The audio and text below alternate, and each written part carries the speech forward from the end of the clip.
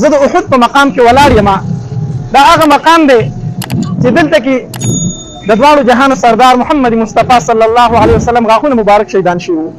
دلته مسلمانانو یو لوی غزا شوې وه او د دې څه مختصر پس منظر دا دی چې کله په سن 2 هجري کې د هجرت په 2م کال باندې غزوه بدر وشو او په هغې کې کافرانو لوی شکست وموندو چې په هغې کې د کفارو او یا سرداران مردار شو چې په هغې کې ابو جهل هم مردار شو. غټ غټ سرداران مړه شو. کافر واپس لاړو مکې ته. نو د هغې هغه غصه او هغه خپله بېعزتي په زړه کې وه. د ابو جهل د مردارېدو نه وروستو د مکې سرداري چې وه هغه ابو سفیان ته میلاو شو. دغه ټایم کې لا مسلمان شوی نه دی. پوره یو کال بعد ابو سفیان لوی لښکر تیار کو په سن 3 هجري کې یعنی د هجرت په 3م کال باندې او دا اراده وکړه چې په نبی علیه الصلاة والسلام او په صحابه کرامو حمله وکړي او ختم یې کړي. په دغه ټایم کې د نبی علیه الصلاة والسلام کم تره چې عباس رضی الله تعالی عنه په مکه مکرمه کې نبی علیه الصلاة والسلام ته خبر ورکړو چې ورارو پتا باندې د حمله اراده د مکې د خلکو. نبی علیه الصلاة والسلام صحابه کرام روح ته مشوره وسره وکړه څه وکړو کافر حمله کوي مال مشوره راکړي. ډېرو صحابه کرامو پکې دا مشوره ورکړه چیرې موږ د مدینې منورې نه نوځو. موږ به مدینه منوره کې یو چې کله په موږ حمله وکړه موږ به د کورونو نه حمله وکړو وارخطا به یې ختم به یې کړو. دغه مشوره رئیس المنافقین عبدالله بن ابی بن سلول چې په ظاهر کې مسلمان و خو و کافر دم دا مشوره وه وی نه وځو. خو هغه نوجوانان صحابه کرام چې په غزوه بدر کې نور شامل شوي هغوی وی نه دا زمونږ بزدلي ده دا زمونږ کمزوري ده چې هغوی به د مکې نه راځي او په موږ باندې به حمله کوي د هغې نه بعد به ورسره موږ غذا کوو. خو هر حالت یې موږ به ورله وځو. موږ به مخکې ته وځو د مکې نه راغلي په موږ حمله کړي موږ به ورله خامخا وځو. هغوی وی موږ به پې خامخا حمله کوو. د هغوی د جهاد هغه جذبه وه. د جمعې ورځ وه. نبي علیه الصلاة والسلام چې کله د جمعې مونځ په کور ته لاړو او زغره یې واچوله توره یې راواغسته او بار ته رووت. چې بار ته رووتو مشرانو صحابه کرامو د هلکانو ته ویل تاسو نبي علیه الصلاة والسلام خفه کو. هغه خو خفه شو ګوره د جنګ سامان یې راواغست. نوجوان صحابه کرامو نبي علیه الصلاة والسلام ته فرمایل د الله پاک پیغمبره خو ته خفه کېږې موږ نه ځو. نبي علیه الصلاة والسلام ورته وفرمایل د الله پیغمبر چې یو ځل اسلحه اوچته کړي بیا تر هغې پورې نه ږدي تر څو پورې چې غذا یې نه کړي زه چې زه اوسو. نبي علیه الصلاة والسلام را روان شو. ابو سفیان ورسره و. کله چې دې مقام ته رانږدې شو نو د مسلمانانو لښکر زر کسان چې کله دوی دلته رانږدې شو نو په عین ټایم کې عبدالله بن ابی بن سلول رئیس المنافقین د 300 مرګرو سره واپس شو. وی زمونږ خبره ونه منله شو موږ غزا له نه ځو. موږ وایي چې د مدینې نه نه وځو دوی ووتل زمونږ خبره ونه منله موږ غزا نه کوو. نو مسلمانان صرف 200 کسان پاتې شو.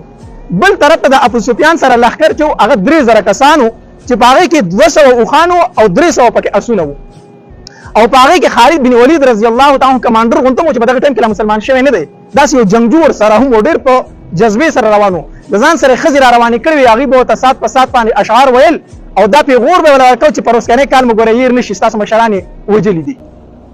دې مقام ته چې راورسېدل دغې طرف ته کفارو مخامخ او دغه د مخامخ کفارو زما طرف ته شاته د احد ډیرکۍ ده. په دې ځای باندې دا زه چې ولاړ یم دلته د مسلمانانو لښکر و. د احد ډیرۍ د مسلمانانو شاته وه یعنی مسلمانان د مدینې په طرف باندې وو او کافر د مکې په طرف په دغې طرف باندې وو.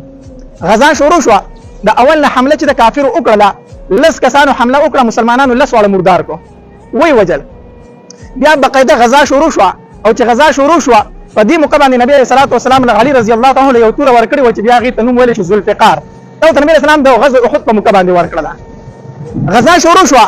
کافرو شکست وخوړو مسلمانانو فتح وموندله. خو نبي علیه الصلاة والسلام په دې ډیرکۍ باندې نبي علیه السلام 50 صحابه کرام کېنولي وو او دا یې ورته ویلي وو وی که موږ فتح ومونته خو شکست ومونته تاسو به راکوزېږئ نه.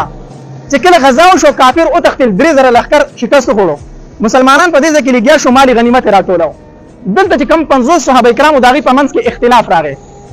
صحابه کرامو ویل وی موږ کوزېږو غزا ختمه شو موږ دلته نور څه ته ناست یو د مسلمانانو سره به مالي غنیمت راټول کړو د هغوی سره به امداد وکړو.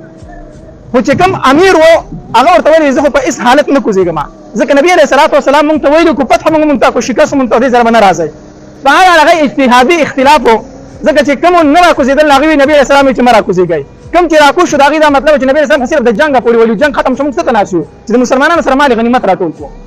40 صحابه کرام د دې غونډۍ نه راکوز شو بره صرف 10 صحابه کرام په دې غونډکۍ پاتې شو. خالد بن ولید رضی الله تعالی عنه چې وکتل چې غونډۍ خوشې ده د دغې شا د طرف نه داسې تاو شو او د هغې طرفه په دې غونډۍ باندې د خپل پوځ سره راوخت. په دې ځای باندې چې کوم 10 صحابه کرامو هغه 10 واړه شهیدان کړو. دلته مسلمانان مال غنیمت کې مصروف وي ځکه کافر تښتېدلي دي. خالد بن ولید رضی الله تعالی عنہ چې په دې ځای راوخته داړي کې په مسلمانانو حمله وکړه. مسلمانان د ځان د خبر نو مال غنیمت راټولو. خالد بن ولید رضی الله تعالی عنہ حمله وکړه او مسلمانانو باندې ډیره خطرناک حمله وکړه. ټول مسلمانان تیت تربیت ترکو.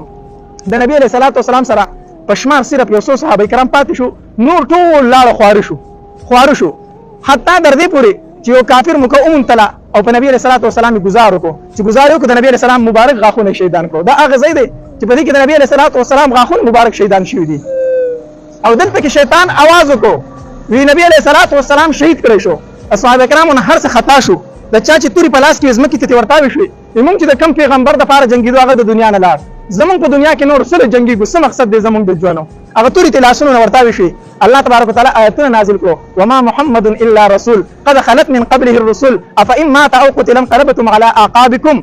چې دا نبی علیہ الصلوۃ والسلام خو یو ځل د دنیا نه ځي خو دې د دنیا نه لاړ تاسو به داسې کوئ. او چا چې د نبی علیہ السلام بندگی کول نبی علیہ السلام لاړ. څوک چې د الله بندگی کوي په الله باندې پناه نه راځي. دا آیتونه الله تبارک وتعالى نازل کړو چې کله د نبی علیہ السلام غاښونه شهیدان شو ابلیس आवाज وکړ الا ان محمدا قد قتل. خبردار نبی علیہ السلام قتل کړ شو. صحابه کرامو دا hebat فراغه. په دې دوران کې نبی علیہ الصلوۃ والسلام आवाज وکړو اے زما صحابه کرامو اے د الله بندګانو زما طرف ته واپس شئ. څوک چې مال رااله الله تبارک وتعالى دغه لپاره جنت واجب کو. صحابه کرام واپس رالو بیا غزا شروع شو بیا کافر شکست اومنتو. خو به هر حال په دې کې اویا صحابه کرام شهیدان شو. اویا تنه پکې شهیدان شو. دغه مقبره د صحابه الشهداء په دې کې اویا صحابه کرام پراته دي. په دې کې سید الشهداء حضرت حمزه رضی الله تعالی عنہ هم پروت دی چې هغه د ابو سفیان چې کومه بیبي وهنده هغه دا قسم خوړلی وو زما حمزه شهید کوم او د په اینه باندې چکونه لګوم. دا هغه د پاره هغه خپل یو غلام تیار کړو. حمزه رضی الله تعالی عنہ شهید شو او غلام ورلسینه اوشله ولا او هغه اینه تراويست او هندراله پاغي چکونه ولګول. د حمزه رضی الله تعالی عنہ مسلې وکړه اندامونه ولا کټ کړو. هغه دغه ځان لمیل جوړ تو غاړي ته واچو چې نبی علیہ الصلوۃ والسلام راغ خپل تر ته وکتل. نبی علیہ الصلوۃ والسلام په جړا شو دا زړه مې و چې د حمزه رضی الله تعالی عنہ د سپری دما او په ورځ د قیامت د مرغو د ګیړو نه الله روچت کی. په بهر حال زما رشتہ دار دی هغه به داسې برداشت ونی کی داسې به ونی ني. سید الشهداء حمزه رضی الله تعالی عنہ په دغه ځای کې دفن دی. دا مسجد جوړ شوی دی د دین هم دی مسجد سید الشهداء حمزه رضی الله تعالی عنہ په نوم باندې دا موسوم دی. بهر حال دا هغه ځای دی چې دلته کې زمونږ د نبی علیہ الصلوۃ والسلام مبارک غاښونه شهیدان شوي دي. دا هغه ځای دی چې دلته کې اویا صحابه کرام مدفون دي پراته دي. دغه مقبره ده او دا هغه غونډکۍ ده چې په دې باندې لس صحابه کرام شهیدان شو او په دې طرف باندې خالد بن ولید رضی الله تعالی مسلمان شوی نو په دې طرف راواختې دو. چې کله په دې طرف باندې راواختې دو بیا د مسلمانانو کې ډیره لوی هغه دردمان دا واقعیا مخې ته رااله. خو به هر حال په اخر کې بیا مسلمانانو فتح وموندله او کافرو شکست وخوړو. د دې ځای په تیښته باندې لاړو. دا د دې ځای هغه مختصر غونته پس منظر دی.